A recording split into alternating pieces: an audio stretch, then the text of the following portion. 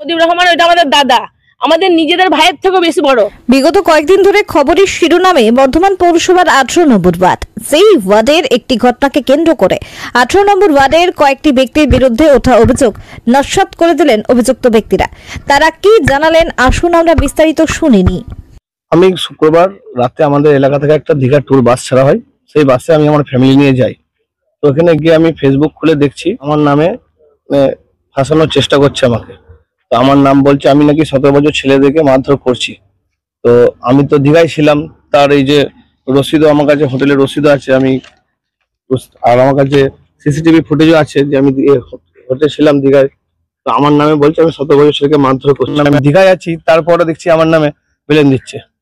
ওই ছেলেটা তো দিন রাত ওই ভিতরে মদ, বিড়ি, সিগারেট, তাও আমরা ফেসবুকে সেগুলো ছেড়েছি, আপনাদেরকেও সিসিটিভি দিয়ে ভিডিও দেখাচ্ছি।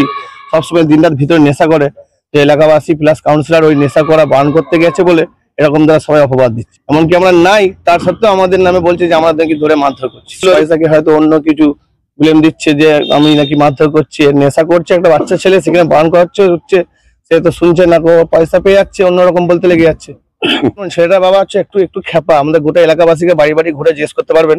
ওর বাবা দিনরাত খ্যাপার মতো এরকম সবজি করে ভুলভাল লোকের সঙ্গে তর্ক করে ঝগড়া করে বেড়ায়, সবারই সঙ্গে মোটামুটি ঝগড়া। তো ওর কথা কে বিশ্বাস করবে? যারা বিশ্বাস করবে হয়তো কিছু পয়সা পেয়েছে, যখন বসে বেকার খাচ্ছে, কিছু পয়সা পেয়েছে, সেই এরকম করছে। আমাদের সঙ্গে তো ছেলেটা কোনো পার্সোনাল ঝামেলা নাই, হয়তো ও নেশা করছে, একটা বয়স্ক মানুষ, কাউন্সিলর সবাই ছিল, তার দেখে বারণ করতে গেছে। সেটা যদি অন্যায়, কিছু তো বলাই যাবে না, মনে হচ্ছে এমন চলে এসছে সময়। মারধর করেছি আমি, তো আপনাদেরকে কাগজ দেখালাম, এখনো হাতে আছে, আমার কাছে সিসিটিভি ফুটেজও আছে। আমি মানহানি কেস করেছি ওর নামে।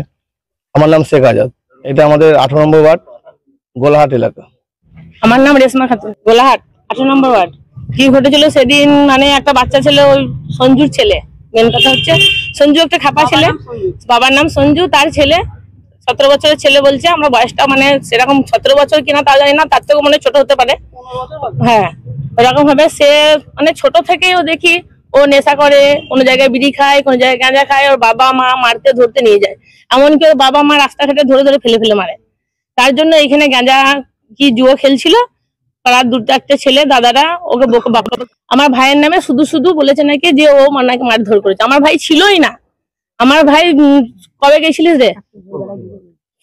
শুক্রবার রাতেবেলাতে গেছিল দীঘা, ও সবকিছু নিয়ে এসছে। হ্যাঁ, ও ছিলই না। আমি সঞ্জু বাড়িতে গিয়ে বললাম যে আমার ভাই তো নেই, আমার ভাইয়ের নামে শুধু তোমরা বলেছো কেন? বলছে বলেছি, বেশ করেছি, তাই বলছে।